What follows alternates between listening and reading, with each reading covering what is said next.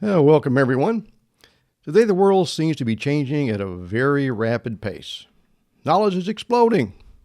Technology is exploding. How's the traffic in your area?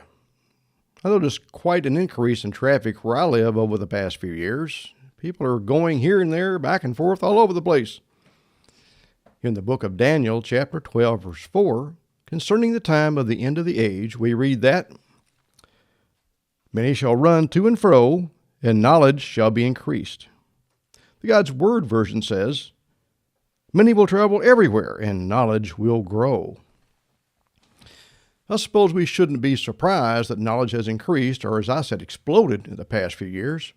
Travel has also increased. In fact, international travel is more common than it used to be. I believe these are signs of the end of the age. So what is the end of the age? Well, it's the end of man's rule. Actually, we might say it's the end of the rule of Satan. After the end of this age will come the rule of Jesus Christ. We will experience a wonderful world when he returns and establishes his great kingdom right here on the earth. We talked about his coming kingdom and looked at just a glimpse of what it will be like at our Feast of Tabernacles and last great day last month. I know we all long for the time when there will be no sickness, no death, no sadness nor loneliness. A time when we will live with the Father, Jesus Christ, and our loved ones for eternity. But we're not quite there yet. We still must get through this age. We find prophecies in our Bibles that must come to pass before the end of this age. Now, personally, I believe we're living in the time spoken of by Jesus as the beginning of sorrows or the beginning of birth pains. Each of us can decide for ourselves where we are in Bible prophecy. But today I'd like to take a look at the signs of the end of the age. Then I would like to take a look at how we might prepare for what is to come. Now, most of what I'll be talking about today will apply whether we're in the period known as the beginning of sorrows or not. I think we can all benefit from being prepared, regardless of where we believe we are in Bible prophecy today. Now, my intention today is not to promote fear, but to give us comfort. If we look around, I believe there are many today who want to make us afraid. There are many false teachers and many false claims being made. They want to get our attention so they can make money when people continue to watch them or watch them on YouTube or elsewhere. They want to make merchandise of us, just as we read in 2 Peter chapter 2, verse 3. I'll read that. And through covetousness shall they with vain words make merchandise of you.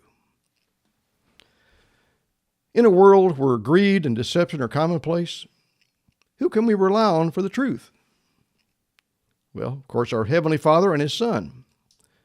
And, of course, the inspired words found in our Holy Bibles. Let's look at what our Bibles tell us to expect as we near the end of the age. Now, let's begin today by turning over to Matthew 24. That's Matthew 24. Now, parallel passages can be found in Mark 13 and Luke 21. But again, that's Matthew 24. We'll begin in verse 1. I think most of us will be familiar with these passages.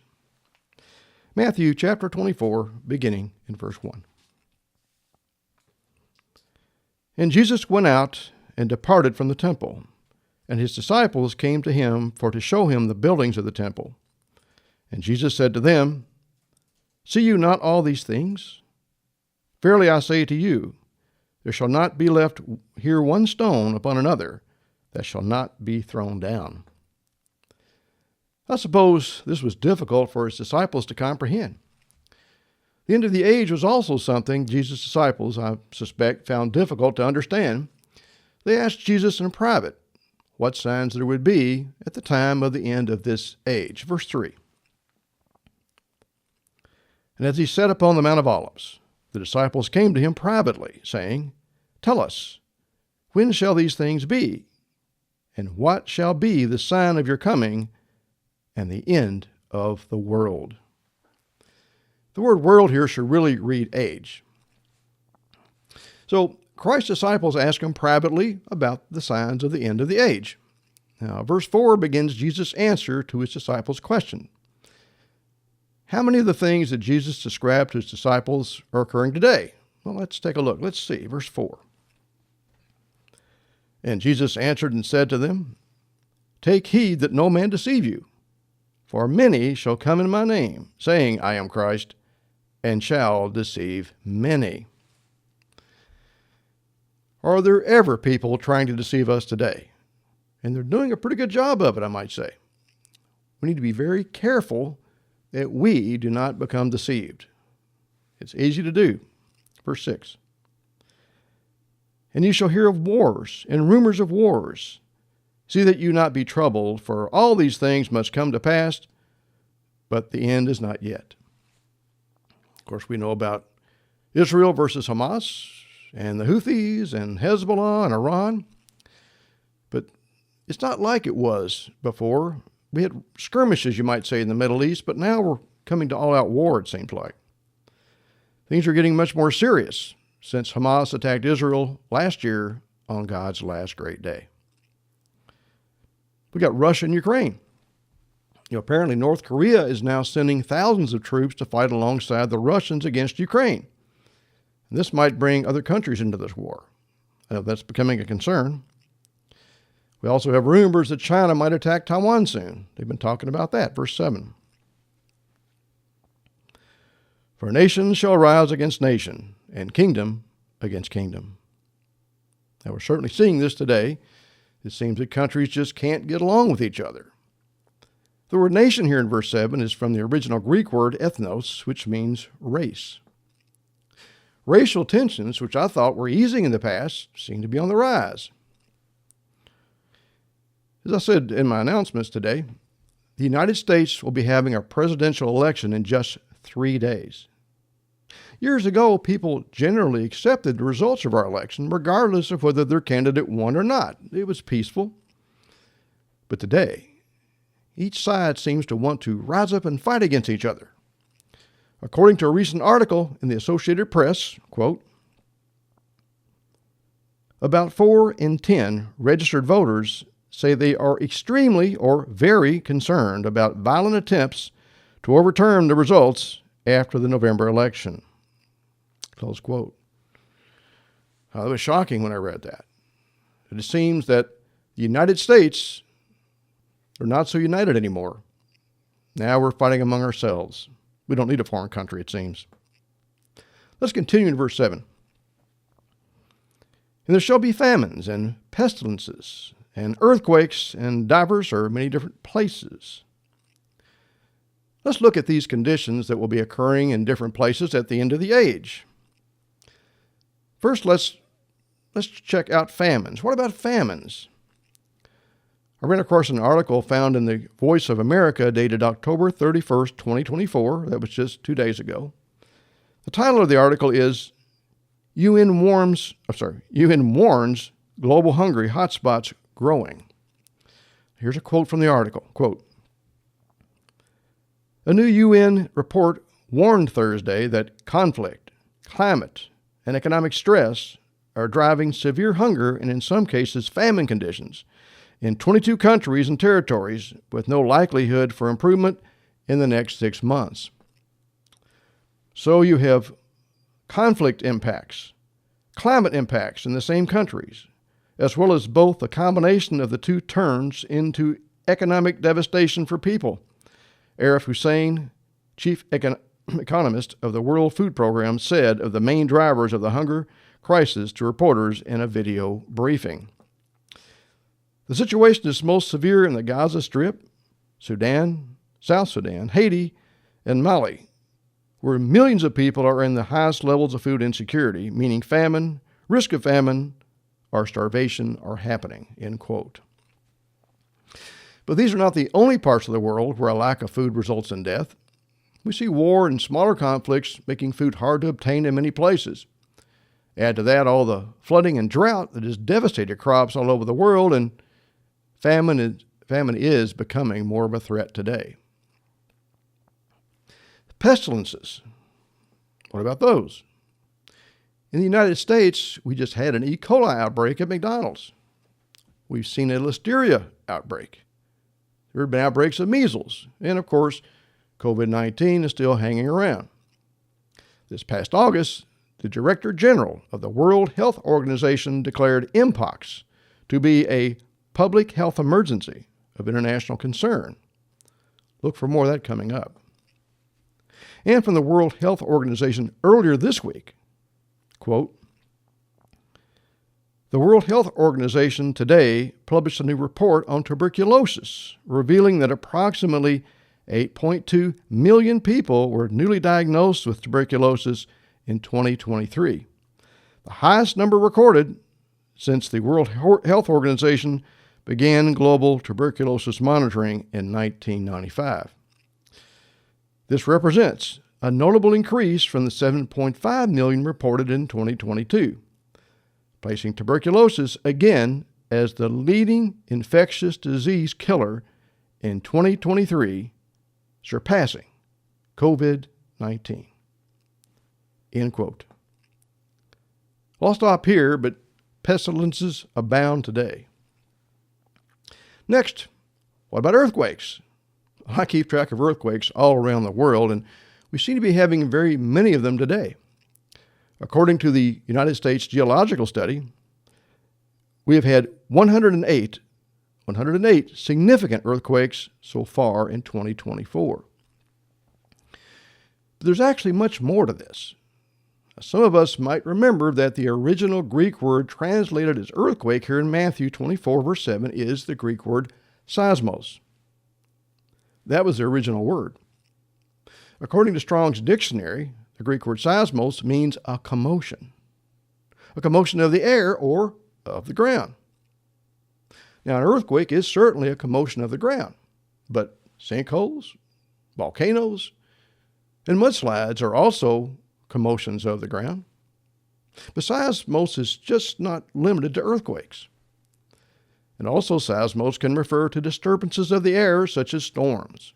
Now, for an example, I'll read to you Matthew 8, verse 24. It tells us here, and behold, there arose a great tempest in the sea, insomuch that the ship was covered with the waves. We might remember that. That's when they woke Jesus up. He calmed the waves. But here, in Matthew 8, verse 24, was a great storm. It was creating great waves in the sea. What was the original Greek word translated as tempest here? Well, it was, again, the word seismos. The word seismos, translated as earthquake in Matthew 24, is translated as a tempest, a storm in Matthew chapter 8. So remember, the Greek word seismos is not limited to earthquakes, but includes all disturbances of the ground and also of the air, such as the tempest we saw in Matthew 8:24. Have we been seeing any big storms lately? Well, from the website weather.com, quote, Milton was America's 5th hurricane landfall of 2024.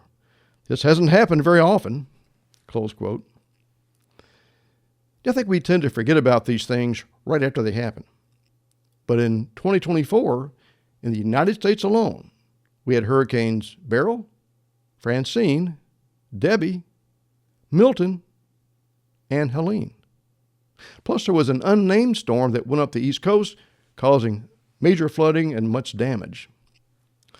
Now, with Helene, areas of North Carolina, extreme eastern Tennessee, and parts of the Virginias saw incredible devastation. I've never seen this kind of destruction from a hurricane this far from landfall. At landfall, we have destruction, but this was unusual. And it's not just the United States.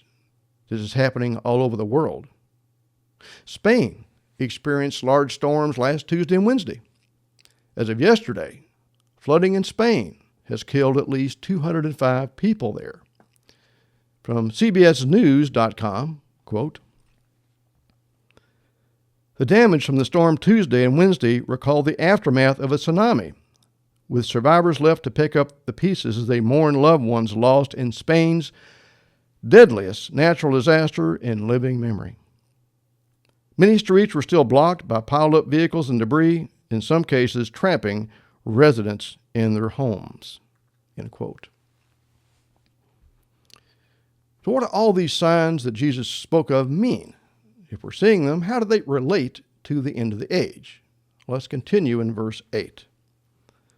Here Christ tells us, all these are the beginning of sorrows. The English Standard Version reads, all these are but the beginning of the birth pains. The events listed by Jesus so far in Matthew 24 are not the Great Tribulation, but rather the events that lead up to it. Let's continue in verse 9. Then, after these things, then they shall deliver you up to be afflicted and shall kill you. You shall be hated of all nations for my name's sake.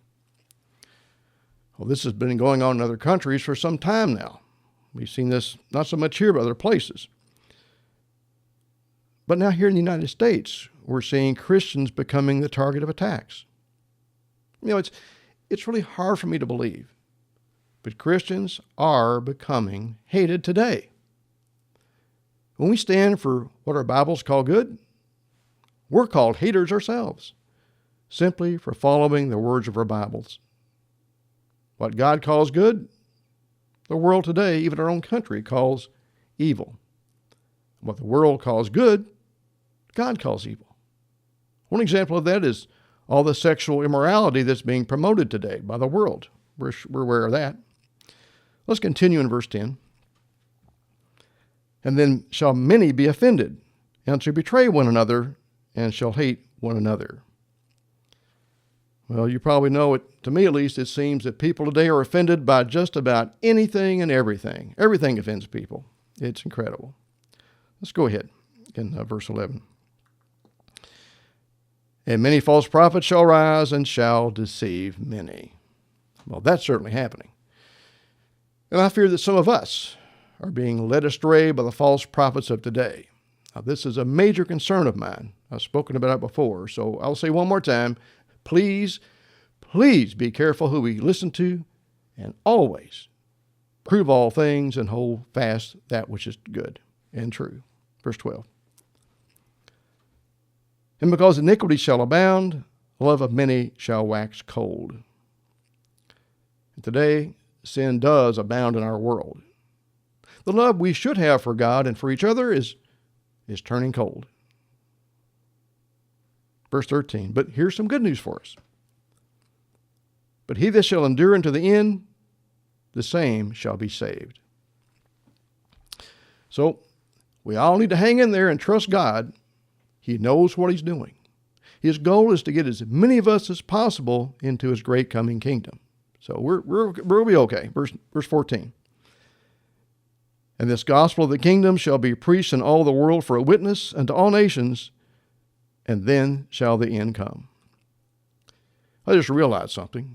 You know, our little church here is going throughout the world. We're not the only ones. It is being preached throughout the world at this time, so that probably means we're getting near. But anyway, near to the end of what? The end of this age and the end of the rule of Satan. That's good news. Let's turn to 2 Timothy, if you would. 2 Timothy 3, verse 1. That's 2 Timothy chapter 3 and verse 1. I'd like to have one more look at what we should expect to see as we near the end of the age. Of course, this is from, well, anyway, let's go ahead with this. Now, as I read these, see if these traits don't describe people in the world today. Think carefully about each one of these traits as I read them. I'll try to go slow. That's not like me, but I'll try to go slow. Again, 2 Timothy chapter 3, verse 1. This know also, that in the last days perilous times shall come. For men shall be lovers of their own selves, covetous, boasters, proud, blasphemers, disobedient to parents, unthankful, unholy, without natural affection, truce breakers, false accusers, incontinent, fierce, despisers of those that are good, traitors, heady, high-minded, lovers of pleasures more than lovers of God, having a form of godliness, but denying the power thereof, from such turn away. For of this sort are they which creep into houses, and lead captive silly women laden with sins, led away with diverse lusts, ever learning, and never able to come to the knowledge of the truth. Now, this is just one more reason to believe that our Bibles are indeed the inspired words of God. Now, I believe that Paul was very accurate in describing what we're seeing today. So let's suppose for a moment that we are in that time of the beginning of birth pains leading to the Great Tribulation.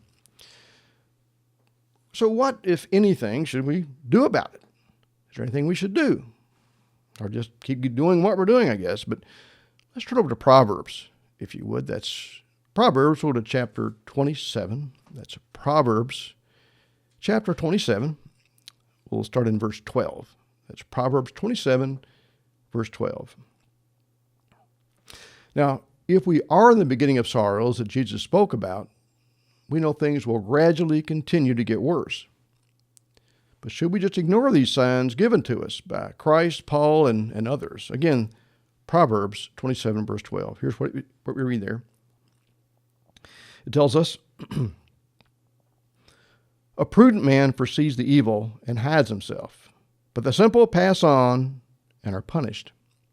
Now, the word evil here means adversary, affliction, calamity. That's per Strong's dictionary. I'll read it to you again in the Good News Bible. It says, sensible people will see trouble coming and avoid it, but an unthinking person will walk right into it and regret it later. You know, God warns his people about coming hardships, does he not? Are there examples of God's people avoiding serious trouble in our Bibles? I mean, can we think of times when God's people listened to him and were able to avoid the catastrophes he warned them were coming? Are there examples? Let's turn over to Hebrews chapter 11, if you would. That's Hebrews chapter 11, verse 6. Hebrews chapter 11, verse 6. Let's take a look at Noah for just a moment. Now, you probably expected me to go to Genesis to talk about Noah. We'll do that right after we've read a couple of verses in Hebrews. Hebrews chapter 11 is often called the faith chapter, and it is our faith that will get us through troubled times. Again, Hebrews chapter 11, verse 6. But without faith it is impossible to please him. For he that comes to God must believe that he is, and that he is a rewarder of them that diligently seek him. We always need to remember that God rewards those who diligently seek him. Verse 7. By faith Noah, being warned of God of things not seen as yet.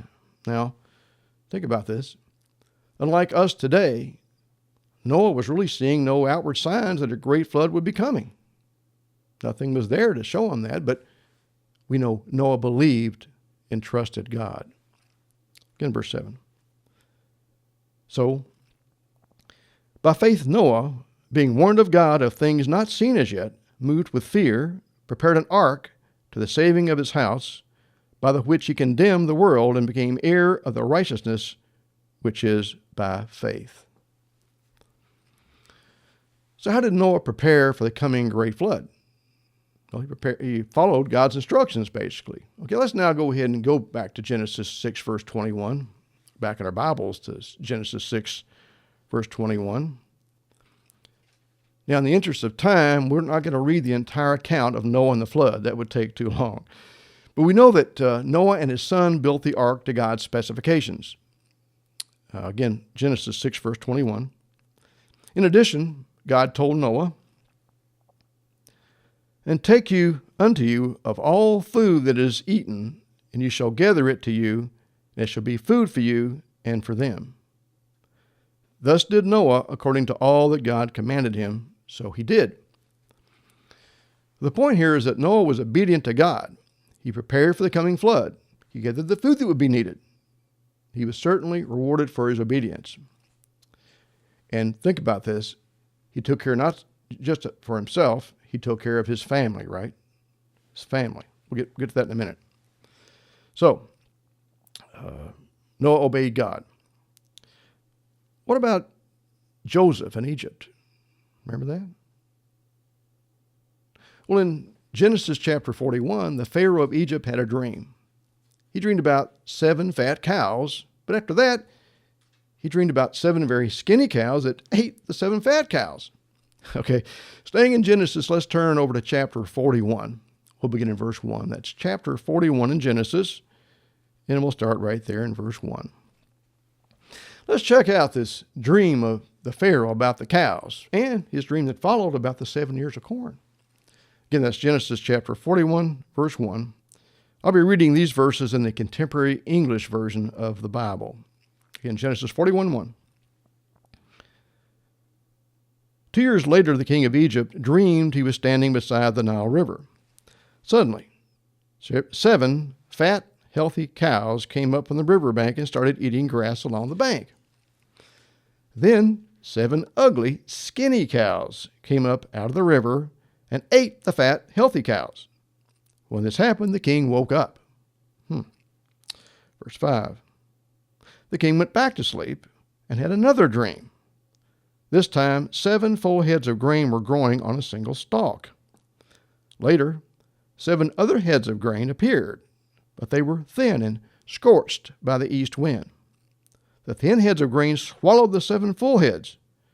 Again, the king woke up. It had only been a dream. The next morning, the king was upset. So he called in his magicians and wise men and told them what he had dreamed. None of them could tell him what the dreams meant. But there was a man, with God's help, that could tell the Pharaoh the meaning of his 2 dreams. Who was that man? Anybody know? Joseph, of course. Let's drop down to verse 25. Let's see how Joseph answered the Pharaoh concerning the meaning of those 2 dreams about the cows and the corn. Joseph, verse 25. Joseph replied, Your Majesty, both of your dreams mean the same thing, and in them God has shown what he's going to do. The 7 good cows stand for 7 years, and so do the 7 good heads of grain. The 7 skinny, ugly cows that came up later also stand for 7 years, as do the 7 bad heads of grain that were scorched in the east wind. The dreams mean there will be 7 years when there won't be enough grain. It's just as I said. God has shown what he intends to do. For 7 years, Egypt will have more than enough grain, but that will be followed by 7 years when there won't be enough. The good years of plenty will be forgotten, and everywhere in Egypt, people will be starving. The famine will be so bad that no one will remember that once there had been plenty. God has given you 2 dreams to let you know that he has definitely decided to do this, and he will do it soon. Like Noah, a warning to prepare was given to the Pharaoh, his dream being interpreted by Joseph after God showed him the meaning of his dreams.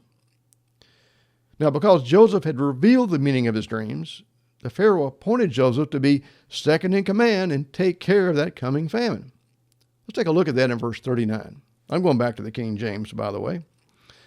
Genesis 41:39, King James Version. And Pharaoh said to Joseph, Forasmuch as God has shown you all this, there is none so discreet and wise as you are.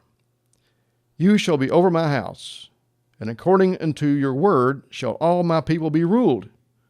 Only in the throne will I be greater than you. Wow, that's quite a promotion. Verse 41. And Pharaoh said unto Joseph, See, I have set you over all the land of Egypt. Go down to verse 47. Let's see how this ended up. Verse 47. For 7 years there were a big harvest of grain. Joseph collected and stored up the extra grain in the cities of Egypt near the fields where it was harvested. In fact, there was so much grain that they stopped keeping record because it was like counting the grains of sand along the beach. I'm sorry, that's the contemporary English version still. Verse 53.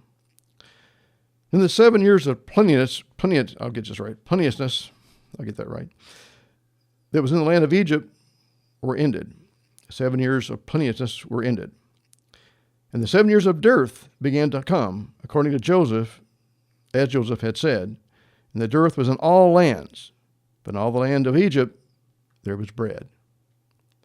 When all the land of Egypt was famished, the people cried to Pharaoh for bread, and Pharaoh said to all the Egyptians, "Go to Joseph. What he says to you, do." And the famine was over all the face of the earth. And Joseph opened all the storehouses and sold unto the Egyptians, and the famine waxed sore in the land of Egypt. And all countries came into Egypt to Joseph for to buy corn, because that the famine was so sore in all the lands. Joseph and the Pharaoh prepared for what God told them was coming. Our Bibles tell us that there will be some lean years ahead. Now, most people tend to ignore the signs I believe we see today. But remember, Proverbs 27:12 told us that a prudent man foresees the evil and hides himself, but the simple pass on and are punished. We should never become complacent. We're told to watch for the signs of Christ's return and to prepare. Watch and prepare. Let's turn to Matthew 24, verse 42, if you would. We were close to that earlier, reading in the first part of Matthew 24. That's Matthew 24 and verse 42. Now, this is what Christ tells us to do after he gives us the signs of the end of the age that we've been reading about today. We're to watch and be prepared spiritually, and I believe physically as well. Again, Matthew 24, verse 42. Again, these are the words of Christ. Here's what he says to us. Watch therefore, for you know not what hour the Lord does come. But know this, that if the goodman of the house had known in what watch the thief would come, he would have watched and would have not suffered his house to be broken up. So here, the goodman of this house had his eyes closed. He wasn't watching. He wasn't paying attention. He wasn't prepared. He wasn't ready. Verse 44. But Christ says, therefore be you also ready. Now we need to be ready.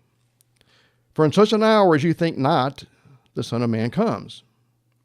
Who then is a faithful and wise servant, whom his Lord has made ruler over his household, to give them meat in due season? Blessed is that servant, whom his Lord, when he comes, shall find so doing. Now, we want to be doing God's work when Christ returns. We never want to become complacent. Blessed are those called performing what we've been appointed to do by our calling. Let's look at a blessing in verse 47, followed by what happens to those who are not doing his will at his coming. Verse 47. Verily I say to you, that he shall make him ruler over all his goods. Now, I think this is probably analogous to being made kings and priests during the 1,000-year rule of Christ and his saints, myself. Verse 48, But,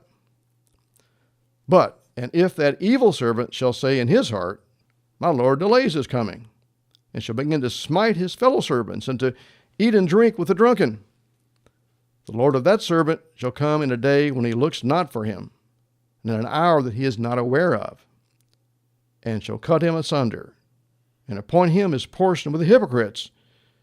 There shall be weeping and gnashing of teeth. I don't think we need to beat people and become drunken to disappoint our Heavenly Father and his Son. Just by being complacent, I believe, and not looking forward to his coming, I believe we can accomplish the same negative thing. No, we do need to watch for the day of his return and for the events leading up to it.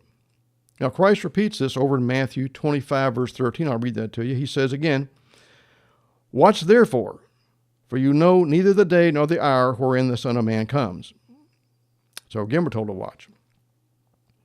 Let's take a brief look at Mark 13:35, if you would. I know this is a parallel passage to Matthew 25, but I'd like to read the ending of it. That's Mark chapter 13, verse 35.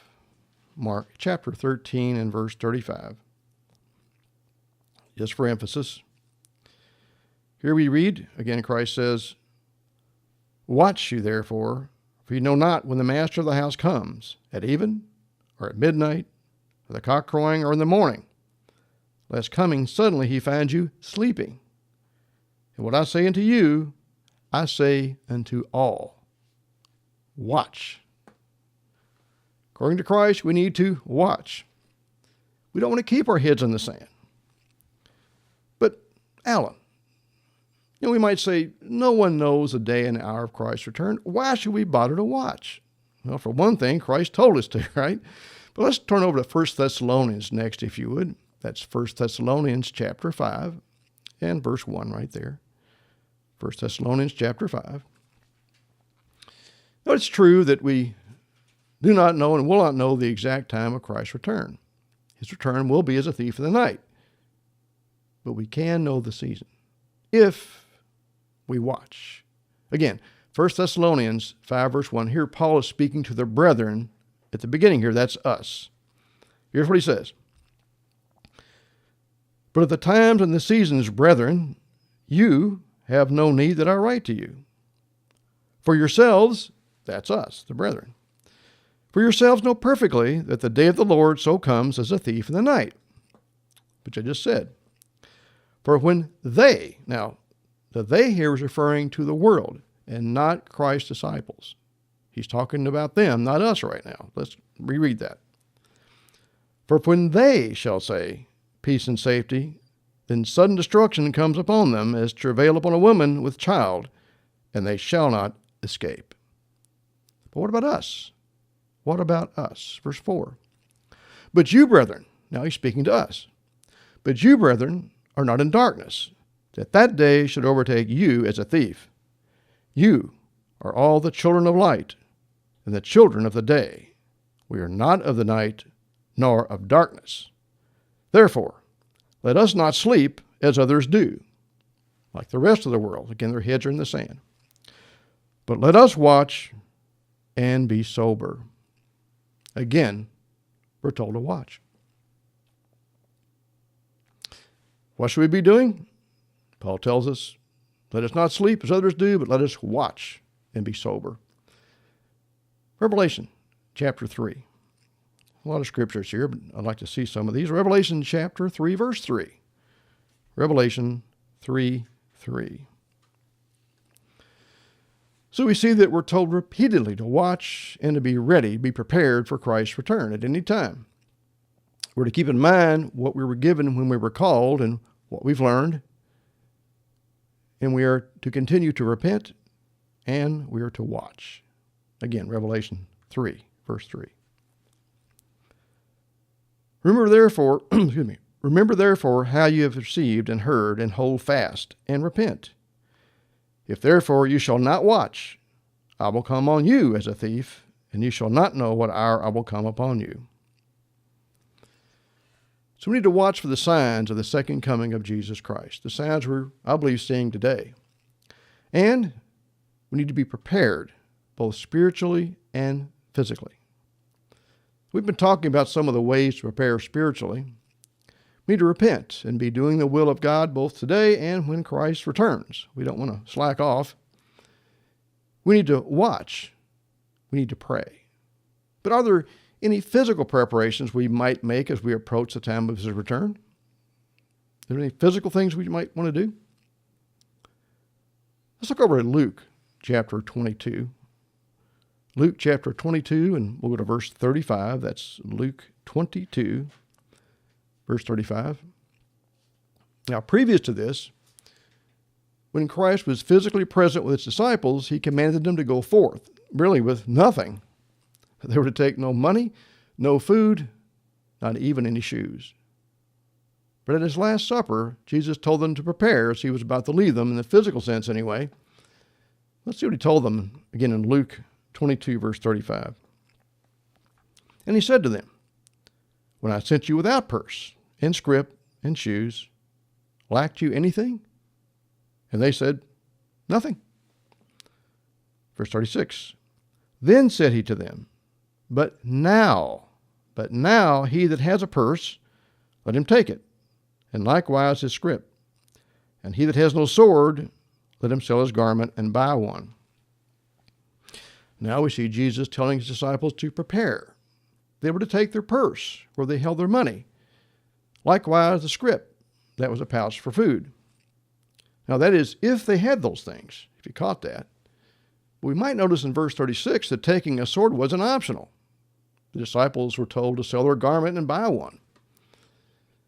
Some will say that the swords were just so the disciples would be numbered as transgressors when Jesus was arrested.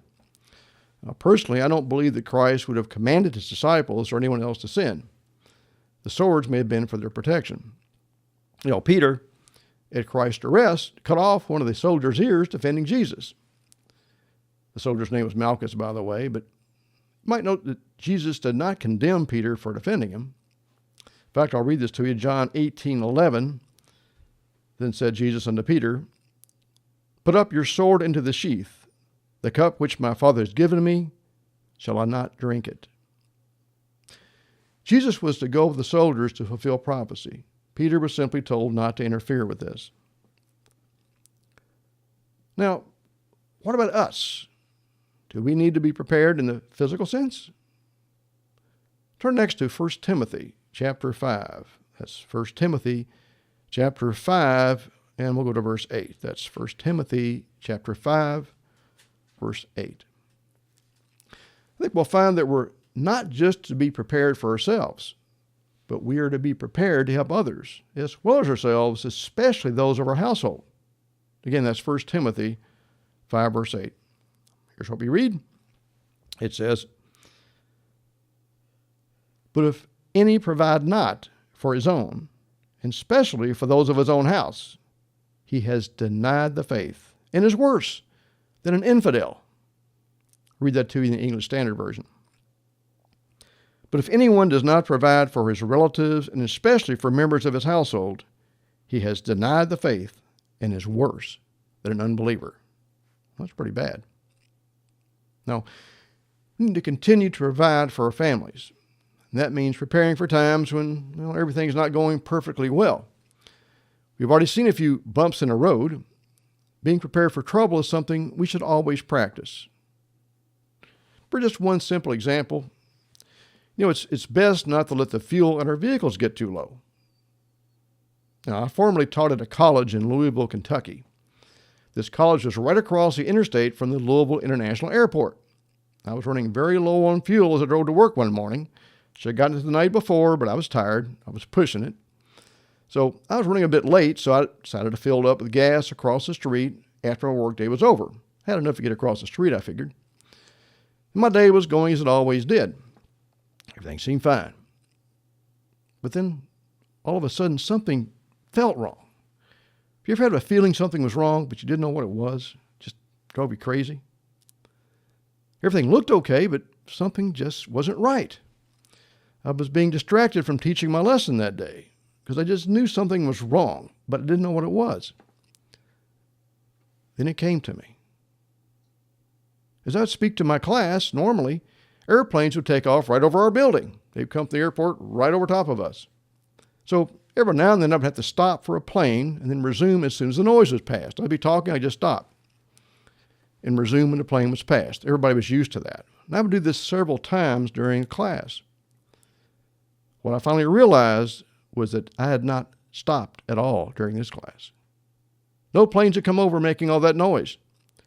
What was wrong? Why was it so quiet in my classroom that particular morning? Anybody have a guess? I'll give you a hint. The date was September 11th, 2001. And the planes had been grounded.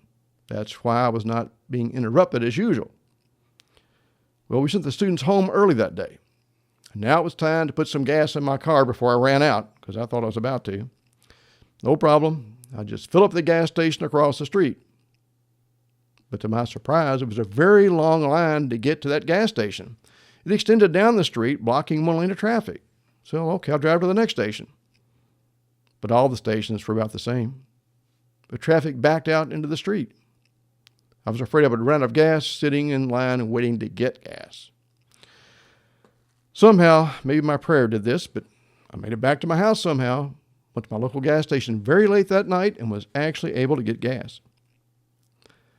Now, the reason I'm telling you all this is that disasters can often strike without warning. and I wasn't prepared at all.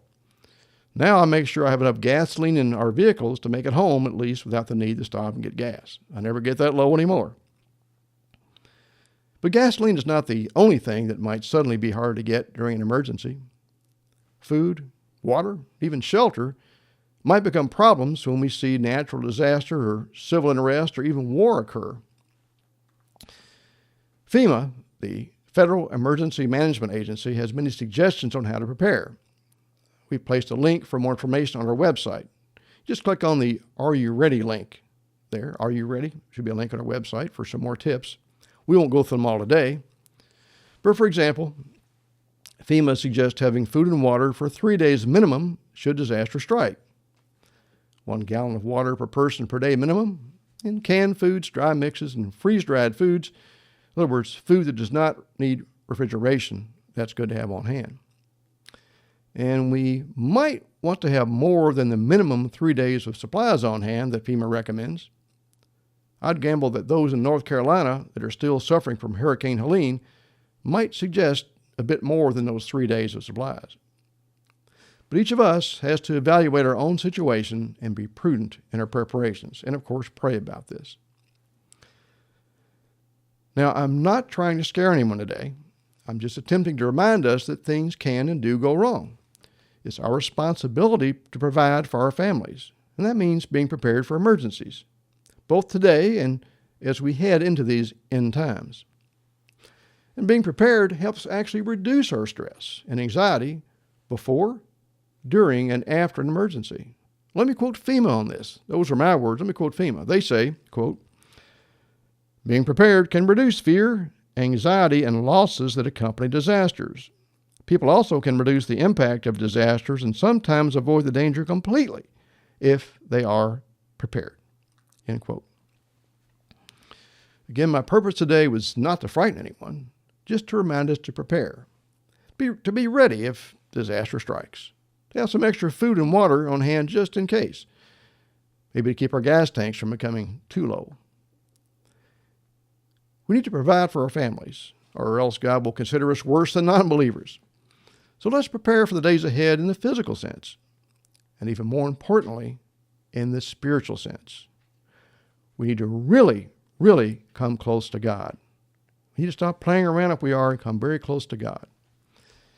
Let's turn over now to Luke. We're almost done here. Luke 21, verse 34. That's Luke chapter 21 and verse 34. Luke 21, 34. Here Christ gives us some advice about how to prepare for things that must come to pass. Again, that's Luke 21, verse 34. It's kind of a warning about us being complacent, I think.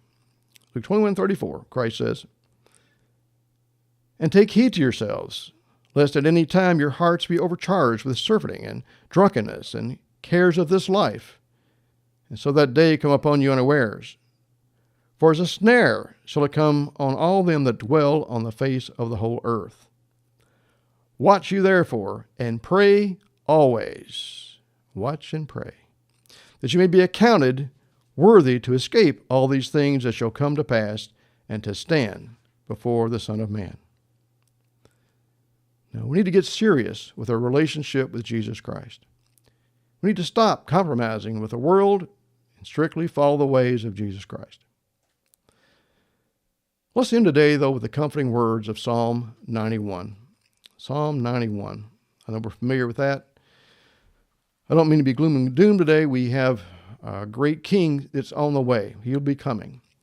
In the meantime, we may go through some rough times, but let's end with Psalm 91, beginning in verse 1 today. I believe this will give us great comfort. "He that dwells in the secret place of the Most High shall abide under the shadow of the Almighty. I will say of the Lord, He is my refuge and my fortress, my God, in Him will I trust. Surely He will deliver me from the snare of the fowler," or deliver you from the snare of the fowler, "and from the noisome pestilence.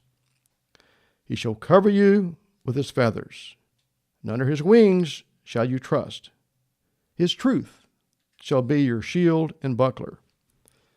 You shall not be afraid for the terror by night, nor for the arrow that flies by day, nor from the pestilence that walks in the darkness, nor for the destruction that wastes at noonday. 1,000 shall fall at your side, and 10,000 at your right hand, but it shall not come near you. Only with your eyes shall you behold and see the reward of the wicked. Because you have made the Lord, which is my refuge, even the Most High, your habitation. There shall no evil befall you, neither shall any plague come near your dwelling. For he shall give his angels charge over you to keep you in all your ways. For the times that are coming, we need to watch as Christ told us to do. And we need to be prepared. We saw that Noah and Joseph prepared to take care of their families. We too need to be prepared to provide for our families. And we need to be prepared spiritually. We need to draw close. We need to draw close to our Creator and our Savior, Jesus Christ. For he shall give his angels charge over you and keep you in all your ways.